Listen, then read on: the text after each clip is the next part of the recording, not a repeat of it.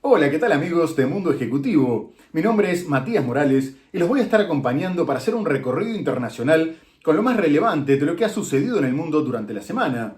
Y en esta oportunidad vamos a estar hablando de todo lo que tiene que ver con el conflicto en Medio Oriente, con el aniversario del ataque de Hamas y la incursión terrestre de Israel contra el Líbano. Vamos a abordar otras cuestiones como la guerra en Ucrania, las campañas presidenciales en Estados Unidos, el aumento de la violencia en México, las crisis políticas en Colombia y Bolivia y mucho más. Así que ya mismo nos ponemos en marcha con el programa. Acompáñennos. En una operación sorpresa, logró entrar a Israel a través de una de las fronteras más militarizadas del mundo. Benjamín Netanyahu prometió vencer a los enemigos de Israel. Miles de personas han protagonizado protestas en toda Europa en apoyo a Palestina al acercarse el primer aniversario de la guerra en Gaza. Dos adolescentes suecos han sido detenidos en Copenhague en relación con dos explosiones ocurridas el miércoles cerca de la embajada israelí en la capital danesa. Biden declaró que no sabe si las elecciones presidenciales serán pacíficas. La presidenta de México anunció el lunes una investigación tras el asesinato del alcalde de Chilpancingo. El domingo, el campo del expresidente ultraderechista Jair Bolsonaro salió fortalecido. Evo Morales se defendió el viernes ante el escándalo por el supuesto abuso de una menor. Y vamos a comenzar el programa hablando del conflicto en Medio Oriente. Israel conmemoró el aniversario del ataque de Hamas del pasado 7 de octubre en alerta máxima y bajo alarmas antiaéreas por 2 misiles y varios drones lanzados desde Yemen contra Tel Aviv y el puerto de Eilat, y que, de acuerdo a los hutíes, alcanzaron todos los objetivos. Además, también se dispararon varios cohetes desde la franja de Gaza, obligando a los israelíes a correr a los refugios antiaéreos, y se reportaron varios heridos, aunque más tarde aseguró Israel que habían interceptado todos los proyectiles. De cualquier forma, tuvieron lugar varios eventos que rendían homenaje a las 1.200 víctimas, con un concierto en el mismo lugar donde se realizó el Festival de Música Nova, asaltado por los milicianos de Hamas. Y más de 350 personas escucharon la última canción que se había tocado antes del ataque. Además, hubo manifestaciones multitudinarias reclamando un acuerdo con Hamas que permitiera la vuelta de los 97 rehenes que quedan en su poder, aunque se cree que un tercio ya están muertos. Y una de las concentraciones marchó hasta la casa del primer ministro Benjamín Netanyahu, al que acusan de prolongar la guerra para mantenerse en el poder, ya que está amenazado por sus socios de extrema derecha que aseguran que van a derribar el gobierno si acuerda un alto al fuego con Hamas. Y a las 6:29 de la mañana sonaron las alarmas de forma conmemorativa, mientras los familiares de los rehenes sostenían sus retratos. A su vez, también hubo ceremonias en las ciudades sureñas de Ofakim y Sderot, mientras que en Tel Aviv se limitó la asistencia al evento por seguridad. En una operación sorpresa, logró entrar a Israel a través de una de las fronteras más militarizadas del mundo. Mató a 1.195 personas. Secuestró en torno a 240. Las imágenes del 7 de octubre impactaron a Israel y al mundo. Ciudadanos de Israel, estamos en guerra, decía el primer ministro Netanyahu, que creó un gabinete para coordinar la respuesta e iniciar la ofensiva militar en la franja. En todo este tiempo, según las autoridades de Gaza, han muerto casi 42.000 personas y más de 97.000 han resultado heridas. A las bombas se han unido las enfermedades, el hambre utilizada como arma de guerra, según Human Rights Watch. Entre acusaciones de genocidio, Israel se mantiene firme y sigue atacando Gaza. Un año después del atentado del 7 de octubre, más de 350 personas han acudido al lugar donde se celebraba el Festival de Música Nova en el sur de Israel. Escucharon la última canción que sonó antes de que cientos de sus amigos y familiares fueran abatidos a tiros o tomados como rehenes por Hamas. En Jerusalén, cientos de personas protestaron por las calles antes de concentrarse ante la casa del primer ministro israelí, Benjamín Netanyahu, para conmemorar el solemne aniversario. אני רוצה להבטיח לכל 101 חטופים בשם כולנו, כל עם ישראל, שלא נפסיק להילחם, לא נפסיק להשמיע את הקול שלהם, לא נפסיק להתעקש על הדבר הערכי והמוסרי והבסיסי ביותר, שהם יחזרו הביתה בשלום כמה שיותר מהר. Y por supuesto, con motivo del aniversario, también se expresaron las autoridades. El primer ministro israelí, Benjamin Netanyahu, viajó a la frontera con el Líbano para visitar a sus tropas y aseguró que el mundo estaba impresionado por cómo atacaban a sus enemigos. Además, dijo que tras el 7 de octubre los israelíes se habían levantado como leones y que habían derrotado ya al brazo armado de Hamas. A su vez, la milicia libanesa Hezbollah afirmó que, a pesar de la brutalidad y de la agresión, Israel había demostrado ser frágil e incapaz de sobrevivir sin el apoyo de Estados Unidos, mientras que el líder de Hamas, Khaled Mayal, declaró que el ataque del 7 de octubre había demostrado el progreso de todas las fuerzas de la resistencia y el fortalecimiento de sus capacidades, al tiempo que hizo que muchos israelíes desearan abandonar su país. Por último, agregó que el pueblo palestino tenía el derecho de resistir a la ocupación por cualquier medio.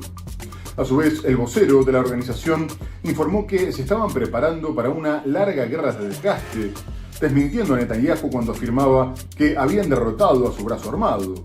Y quien también se pronunció fue el líder supremo de Irán, el ayatolá Ali Khamenei, que dijo que el ataque de Hamas del año pasado había sido correcto, lógico y legítimo a nivel internacional, y que los palestinos tenían razón. Además, adelantó que sus aliados en la región no iban a retroceder, porque la lucha de Hezbollah era fundamental para todo Medio Oriente.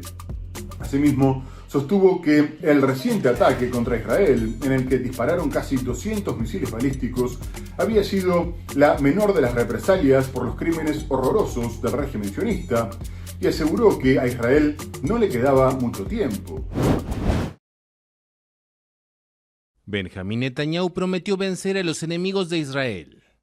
En la víspera del primer aniversario del ataque de Hamas en suelo israelí que desató la guerra en Gaza, el primer ministro visitó a sus tropas en el norte de Israel, en la frontera con Líbano. Hace un año sufrimos un golpe terrible. En los últimos 12 meses estamos cambiando la realidad de punta a punta. El mundo entero está impresionado por los golpes que están asestando a nuestros enemigos. Yo los saludo y les digo, son la generación de la victoria. Juntos lucharemos y juntos venceremos.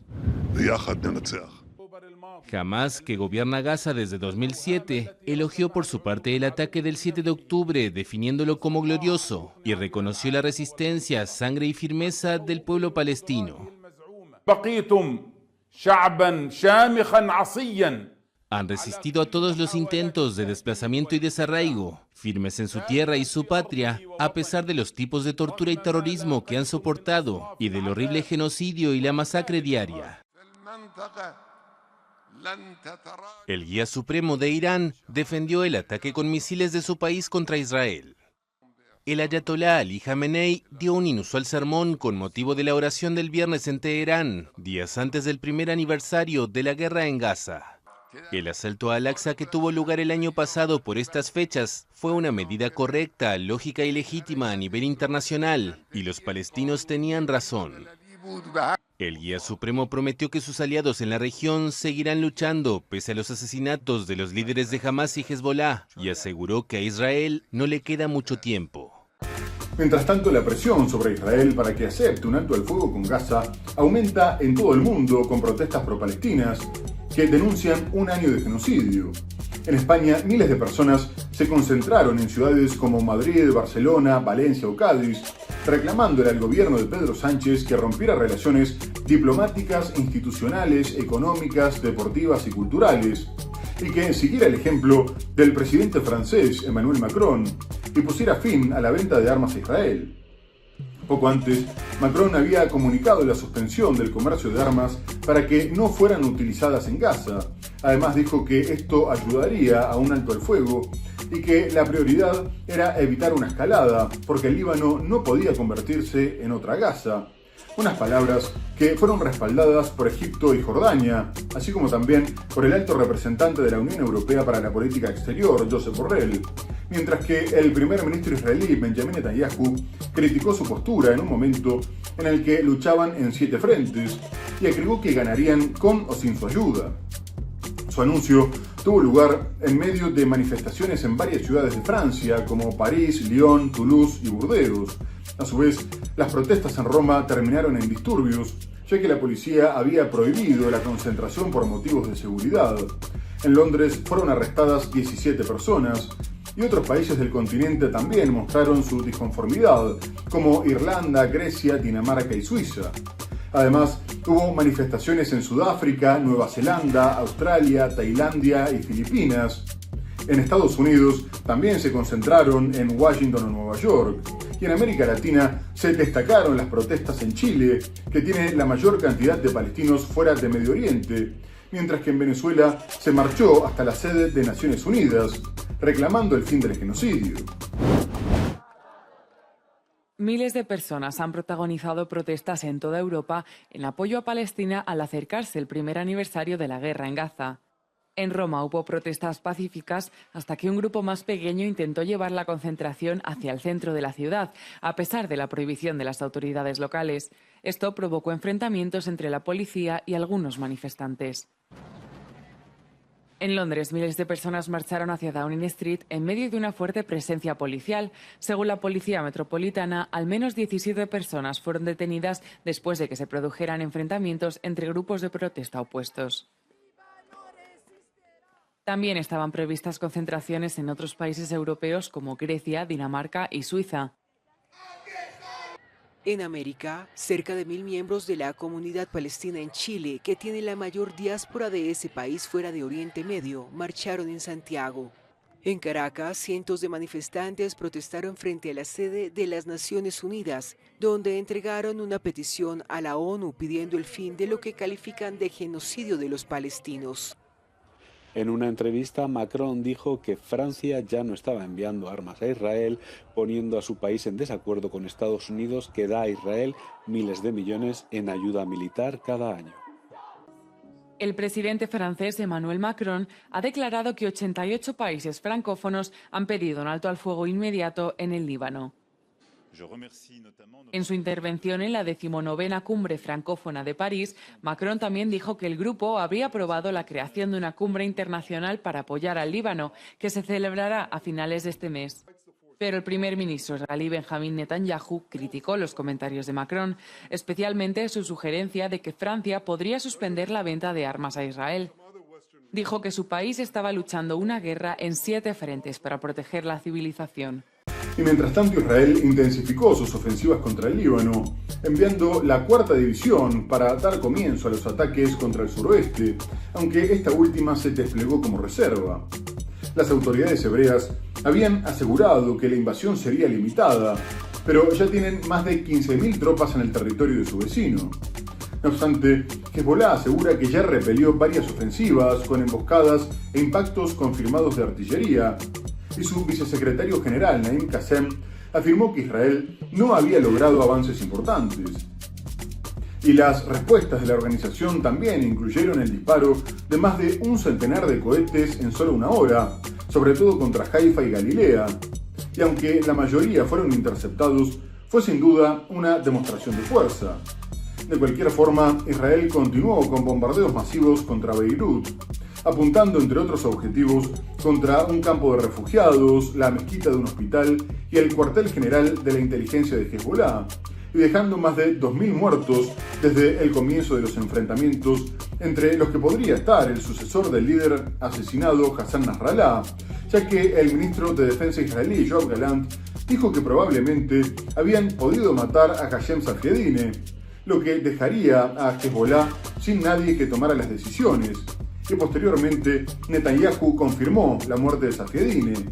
Y también se confirmó la muerte de otro comandante de la organización, Suhail Hussein. Mientras tanto, el gobierno libanés advirtió que ya había más de 1.200.000 desplazados, muchos de los cuales habían huido a Siria, al tiempo que las potencias occidentales y regionales continuaban evacuando a sus ciudadanos ante una posible escalada del conflicto. Israel afirmó que bombardeó el jueves el cuartel general de inteligencia de Hezbollah en las afueras de la capital del Líbano. Al mismo tiempo, el ejército israelí mantiene sus incursiones terrestres que inició esta semana en varias zonas del sur de ese país. No permitiremos que Hezbollah se vuelva a asentar en estos lugares en el futuro.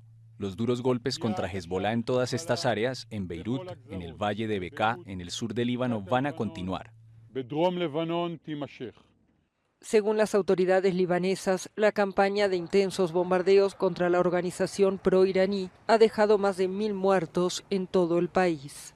Hezbollah, por su parte, afirmó que repelió 2 incursiones israelíes cerca de la frontera y que disparó cohetes contra Tiberíades en el norte de Israel. La milicia chií asegura haber frustrado el avance de los tanques israelíes y destruido uno de ellos con un misil guiado. Por su parte, Israel ha bombardeado la mezquita de un hospital cercano a la frontera, de nuevo bajo acusaciones de que Hezbollah utilizaba el templo para planear atentados. Un ataque israelí contra un campo de refugiados en el norte del Líbano mató a un dirigente de Hamas y a su familia, según ha informado el grupo militante en un comunicado. El ataque se produjo a primera hora de la mañana, un día después de que otro ataque aéreo israelí cortara una de las principales carreteras que unen el Líbano con Siria, dejando 2 enormes cráteres a ambos lados de la carretera. El gobierno del Líbano estima que alrededor de 1.200.000 personas se han visto desplazadas por los ataques de las últimas semanas. Ante la suspensión de los vuelos comerciales de varias aerolíneas, varios gobiernos organizaron operaciones para evacuar a sus ciudadanos de ese país. La Unión Europea anunció esfuerzos para que el Líbano no se convirtiera en otra franja de Gaza, más allá de las amenazas de Netanyahu sobre perpetrar la misma destrucción al norte de su país que en el enclave. La presidenta de la Comisión Europea, Ursula von der Leyen, informó que habían incrementado la ayuda humanitaria al Líbano en otros 30 millones de euros, por lo que el total para este año superaba los 100 millones. El dinero se piensa utilizar para el envío de paquetes de alimentos, mejorar las condiciones de las viviendas de los desplazados y los servicios de salud. No obstante, Naciones Unidas advirtió después que el problema era mucho más grande y que 1 millón de personas necesitaban ayuda para cubrir sus necesidades básicas en el Líbano, ya que tanto la destrucción de los campos por los bombardeos israelíes como su abandono por parte de los desplazados hacían prever una pérdida considerable en la producción de alimentos. Además, el director general de la Organización Mundial de la Salud, Tedros Adhanom Ghebreyesus, alertó sobre la incapacidad de brindar servicios sanitarios, dado que muchos de los trabajadores habían tenido que abandonar sus puestos por los bombardeos constantes de Israel, que en solo 24 horas habían asesinado a 28 de ellos. A su vez agregó que la organización no podría entregar un cargamento de suministros médicos y traumatológicos debido a las restricciones de vuelo. Por último, el director adjunto Ian Clark dijo que desde el 17 de septiembre, por lo menos 65 trabajadores de la salud habían muerto en ataques contra instalaciones sanitarias. Mientras tanto, el alto representante de la Unión Europea para la Política Exterior, Josep Borrell, pidió unidad, ya que algunos le daban armas a Israel y vía libre para que hiciera lo que quisiera, mientras que otros, como España, pedían que se respetara el derecho internacional humanitario. La presidenta de la Comisión Europea, Ursula von der Leyen, declaró que los ataques de Hamas, en los que murieron 1.200 israelíes y otros 250 fueron tomados como rehenes, fueron un ejemplo de salvajismo incalificable. La Comisión Europea enviará 30 millones de euros en ayuda humanitaria al Líbano tras la escalada del conflicto entre Israel y Hezbollah. El paquete de ayuda tiene como objetivo reforzar la entrega de alimentos, alojamiento, atención médica y otros servicios esenciales al país de Oriente Medio. La cifra eleva la ayuda total enviada este año por la UE a más de 100 millones de euros. Pero el máximo diplomático de la UE dijo a la televisión española que Europa necesita unidad.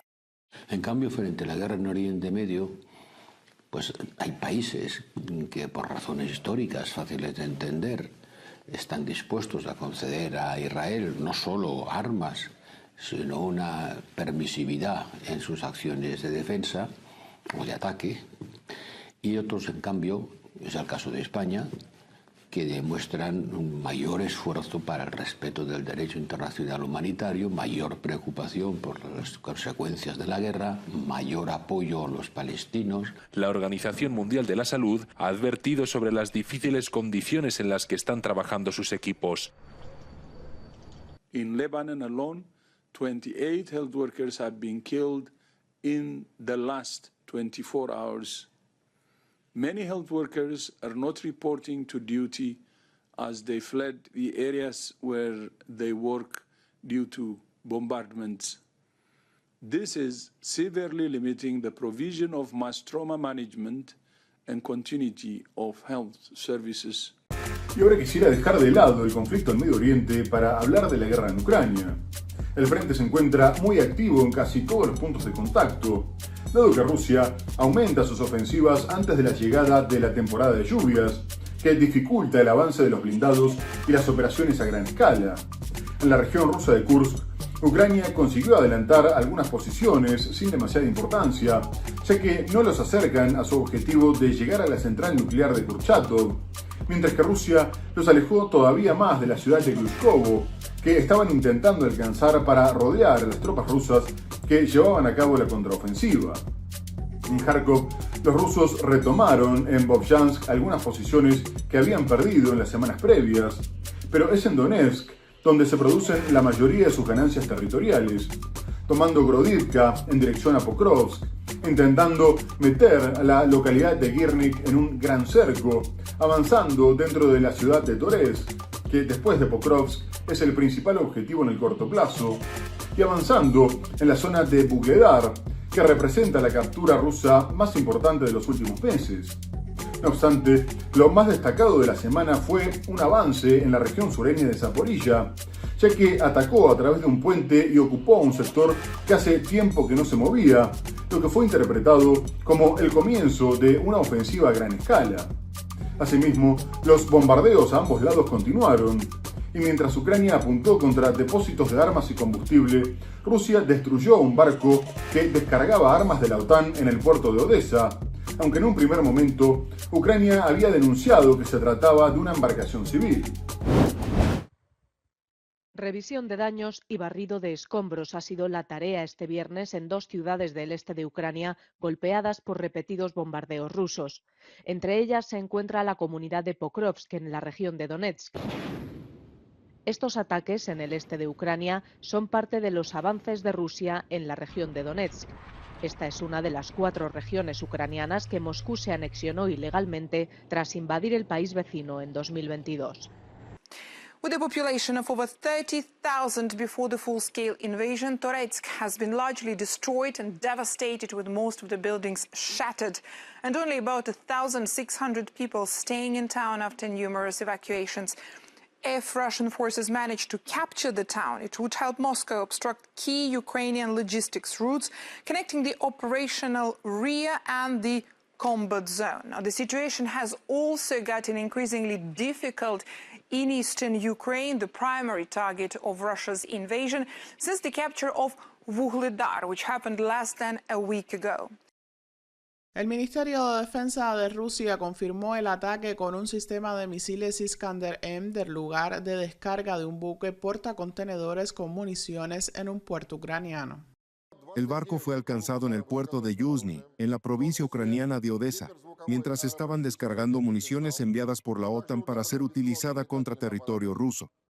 El representante militar de la cartera castrense del gigante euroasiático añadió que las tropas rusas incautaron numerosas armas dejadas por las fuerzas de Kiev al abandonar la ciudad de Ugledar, una de las fortificaciones más importantes para Ucrania en la República Popular de Donetsk.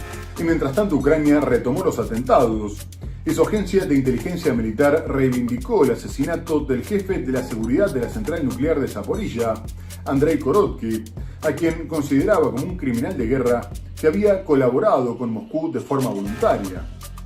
Ucrania instaló una bomba en su auto y explotó cuando este se puso en marcha, lo que fue descrito por el director de operaciones de la planta, Yuri Chernychuk, como un acto de terrorismo horrible e inhumano. Además, agregó que quienes lo habían perpetrado tenían que ser castigados, porque atacar a los empleados que garantizaban la seguridad de una instalación nuclear era una medida imprudente y irreprochable. Pero más allá de esto y de la situación en el campo de batalla, Ucrania está teniendo serios reveses. Recientemente, funcionarios norteamericanos criticaron su denominado Plan de la Victoria, calificándolo como un rejunte de nuevos pedidos. Más tarde, el presidente ucraniano Volodymyr Zelensky se vio obligado a cancelar la segunda cumbre por la paz, a la espera de lo que suceda en las elecciones de Estados Unidos. Y el mandatario eslovaco Robert Fico dijo que se comprometía a impedir la entrada de Ucrania en la OTAN mientras él estuviera en el poder. El primer ministro comunicó que no se oponía a que en algún momento formara parte de la Unión Europea, aunque había otros países que sí estaban en contra, pero destacó que la cuestión de la Alianza Atlántica era una buena base para que se desatara en un futuro cercano la Tercera Guerra Mundial. A su vez, reprochó que Europa aplaudía la guerra y tomaba decisiones materiales importantes para escalarla. La Agencia de Inteligencia Militar de Ucrania ha reivindicado el asesinato del jefe de seguridad de la central nuclear de Zaporilla. La agencia publicó un vídeo en su canal de Telegram en el que se veía la explosión de un todoterreno. Horas después, el Comité de Investigación ruso confirmó que Andrei Korovsky había sido asesinado. Ucrania dice que Korovsky era un criminal de guerra y que colaboró voluntariamente con Moscú después de que éste se hiciera con el control de la instalación nuclear en las primeras semanas de la guerra. El primer ministro de Eslovaquia, Robert Fico, dijo que no permitirá la entrada de Ucrania en la OTAN mientras esté en el poder. Añadió que la guerra debe resolverse por la vía diplomática, no combatiendo, y que la adhesión de Ucrania a la OTAN sería una buena base para una tercera guerra mundial. Estas declaraciones se produjeron antes de su reunión con el primer ministro ucraniano, durante una ceremonia en memoria de los soldados caídos en la Segunda Guerra Mundial en Dukla.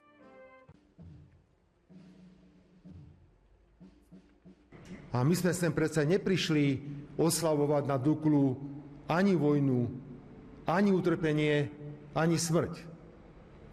Áno, mrzí ma, že máme takú zvrátenú módu, predovšetkým v Európe, kde namiesto toho, aby sme vynaložili všetko úsilie na zastavenie rinčenia zbraní, dokonca v susedných štátoch, tak počujeme búrlivý potlesk, hlasité povzbudzovanie a dokonca často aj veľmi významné materiálne rozhodnutia, ktoré vojnu.